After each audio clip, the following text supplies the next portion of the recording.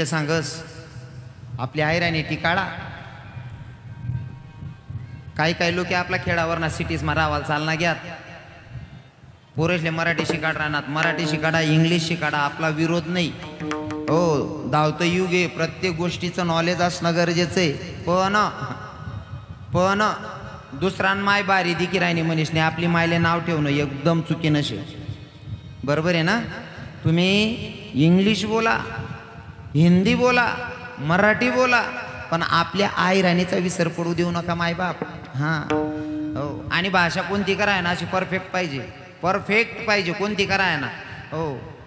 जर मला तुम्ही सांगा ना महाराज आयराणी मा पुरं बोला मी आयराणी मा बोलसू मला सांगा महाराज मराठी मा ते मराठी मा तुम्ही सांगशात विदर्भनी मराठी मराठवाडानी मराठी तुम्ही जी मराठी मा सांगशात ती मराठी मा तुमले वाटणं महाराज ब्रज भाषा मा तरी ब्रज भाषा मा बोलसू तुम्ही म्हणशात हिंदी मा बोलसू तुम्ही सांगा महाराज बिलाव भाषा मा ताबी आहे मला पण मला माझ्या मातृभाषेचा स्वाभिमान आहे मला सांगायला आवडतं आयराणीमध्ये भाषा कोणती कराय ना परफेक्ट येवायला पाहिजे आणि भाषा उनी ना तर वजन रास माणूस तुम्ही काही लोक सिटीज मा रावाल चालना घ्यात आपला मायबाप असले मराठी येत नाही आणि सिटी मा मायबाप उन्हात का त्या नात्रेने सांगे मराठी बोलायला लावतो काही भाऊ सांगतास मायबाप असले आई हा बा आता मन पोरे सांगे आयराणी नका बोला हो त्या आयराणी शिकी जाते मराठी बोला हो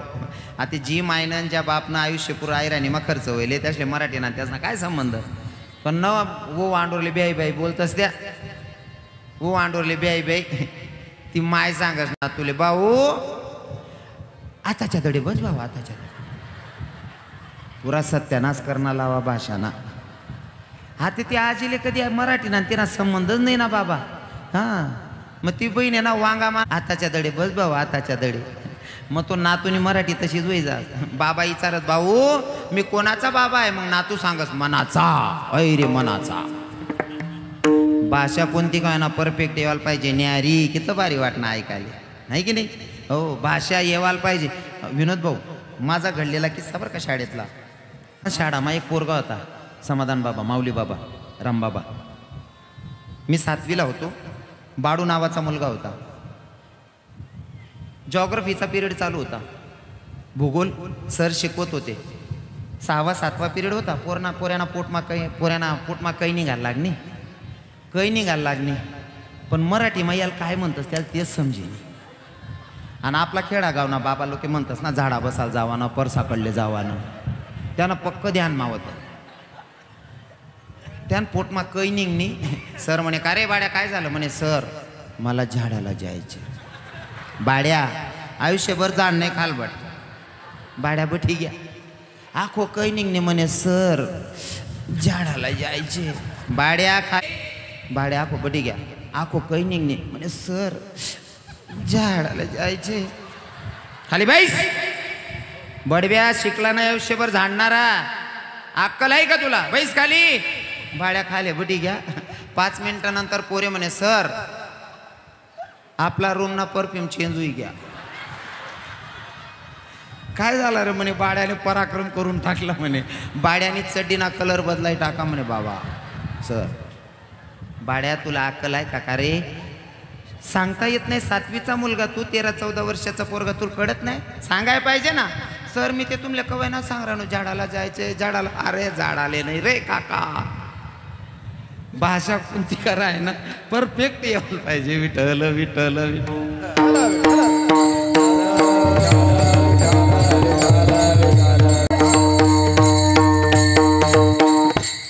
इथं सुखाचा विचारच नाही संसारामध्ये तरी नाही आणि काही लोक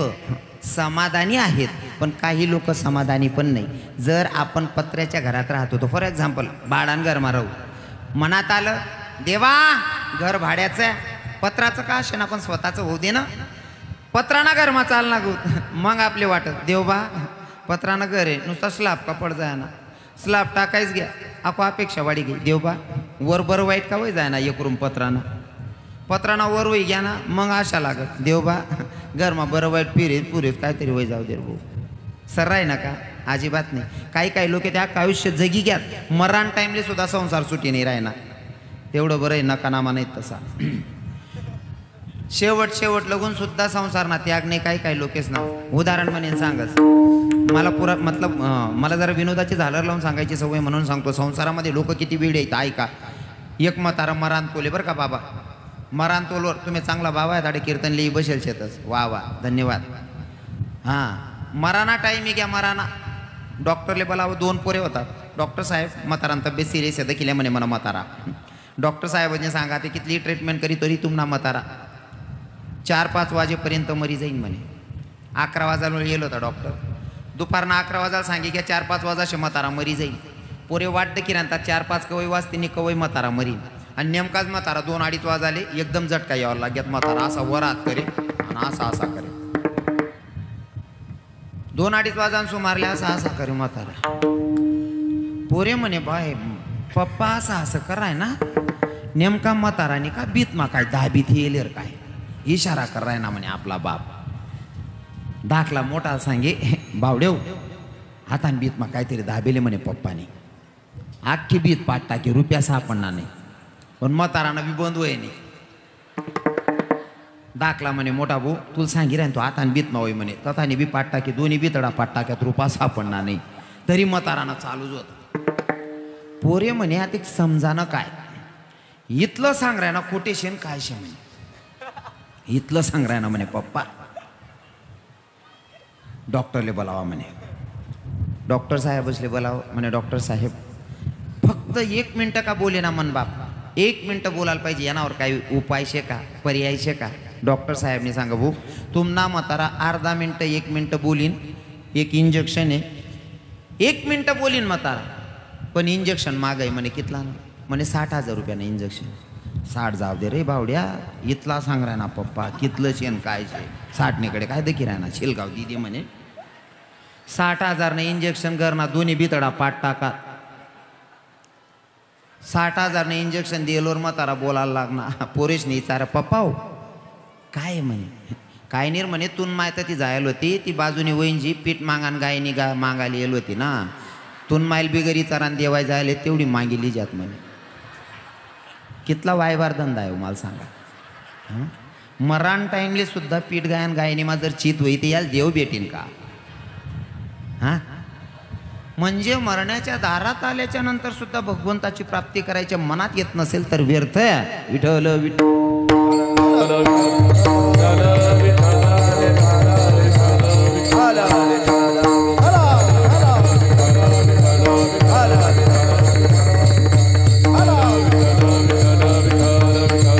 म्हणून तर माझे तुकोबाराय सांगतात आपुला तो एक देव करून घ्यावा तेने विन जीवा सुख नव्हे त्याच्याशिवाय सुख नाही एरती माईक दुःखाची जनती ज्याला आपण सत्यता म्हणतोय ते सगळं खोटं आहे आणि खोट्याच्या नादात तर सगळा सत्यानाश होतोय खोट्याच्या मागं धावतोय म्हणून तर फसगत चाललेली आहे अरे ज्या रामायणामध्ये तुमच्या डोळ्यासमोरचं उदाहरण सांगेल रामायणामध्ये सीता मैयाला 14 वर्षाच्या वनवासाला जावं लागतंय 14 वर्षाच्या वनवासामध्ये गेल्याच्या नंतर हारण दिसले हारण कसली होती हो सोन्याची हरण मला सांगा हारण खरी का खोटी काका हारण खरी का खोटी खोटी हारण खोटी या सोनाने हारण रास का जगत जननी सीता मैया सुद्धा खोट्याच्या नादात फसली ना सोनाने हारण देकेशने नवराला सांगायला लागली प्रभू रामचंद्र म्हण आई हारणले मारलं या हिने चांबडी काढा इन चांबडीने माल चोई शिवणीशे म्हणे कोण सांगे जगत जननी सीता मैया सांगे आय आरण्य चांबडीला या मला चोडी शिवणीशे म्हणे देवले समजी राहत पण बायकोन पुढे देवनं बी चालणं नाही ऐकणं पडणं खोटे आरांना मागे देव पै राहता लखनजी जवळ होते बघा बरं का खोट्याच्या नादात कसं फसतं माणूस लक्षपूर्वक ऐका खोट्या हरणीच्या नादात सीता मैयानं स्वतःचा पती म्हणजे जगाच्या मालकाला दूर केलं आणि जवळ होते लखनजी रक्षा करत होते पर तिकडे प्रभू रामचंद्र गेल्याच्या नंतर प्रभू रामचंद्रांचा खोटाच आवाज आला भैया लखन अरे मुझे बचा ले आवाज खरा का खोटा आवाज भी खोटाच होता लखनजी सांगत होते वहिनी साहेब आवाज खोटा आहे, मी तुम्हाला सोडून जाणार नाही, तुमच्या रक्षणासाठी मी इथं थांबलोय, मी जाणार नाही. पण सीतामय्यानं थोडा जड शब्द टाकला, तुमच्या नजरेत काहीतरी दोष असेल म्हणून तुमचा भाऊ संकटात असल्यावर तुम्ही मला सोडत नाही. वहिनीचा तो शब्द ऐकून लखनजीला नाविलाजस्तव जावं लागलं. पण जात असताना लखनजीनं सांगितलं, वहिनी मी जातोय, तुमचा शब्दाचा मान राखतोय, पण मी ही रेषा टाकतोय, रेषेचं उल्लंघन होऊ देऊ नका, रेषेचं उल्लंघन होऊ देऊ नका. रेषा टाकली, लखनजी निघाले. इथपर्यंत तुम्हाला कथा भाग माहिती आहे. रावण आला साधूच्या वेशात, साधू बनून आलेला होता. तो खरा साधू होता का? साधू पण खोटाच आहे. लक्ष देऊन ऐकशाल तर कळेल. साधू भी खोटा, हरण खोटी, आवाज खोटा, साधू खोटा. साधूनं सीता मैयाला सांगितलं, माई भिक्षाम देही. भिक्षा घेऊन आली आहे सीता मैया, साधू बाबाला भिक्षा द्यायची आहे. साधू बाबांना सांगितलं, बेटा अगर भिक्षा देनी है, अगर तुला भिक्षा द्यायची असेल तर तुला रेषेच्या बाहेर यावं लागेल. सीता मैया म्हणते, मी रेषेच्या बाहेर येणार नाही. साधूनं सांगितलं, जर मी तुझ्या दारातून विनमुख गेलो तर तुला पाप लागेल आणि मी तुझी भिक्षा तेव्हा घेईल जेव्हा तू रेषा ओलांडून बाहेर येशील. सीता मैया रेषा ओलांडून बाहेर आली, साधूला भिक्षा दिली. आता भिक्षा देण्यासाठी गेलेल्या सीतेला साधूनं उचललं. इथपर्यंत कथा भाग तुम्हाला माहिती आहे. आता माझं म्हणणं ऐका, खोट्याच्या नादात कसं फसतं माणूस. जगाचा मालक खोट्या हरणीच्या नादात दूर केला. आवाज जगाच्या मालकाचा खोटाच, पण तो पण खरा समजून साधू सारखा संत सारखा धीर जवळ होता. त्या खोट्या आवाजाच्या नादात धीराला पण दूर केलं. आणि खरं तर लखनजी साधूच होते ना. 14 वर्षाच्या वनवासात पत्नीला सोडून राहत होते, म्हणजे साधूच्या वेशातच होते लखनजी. आता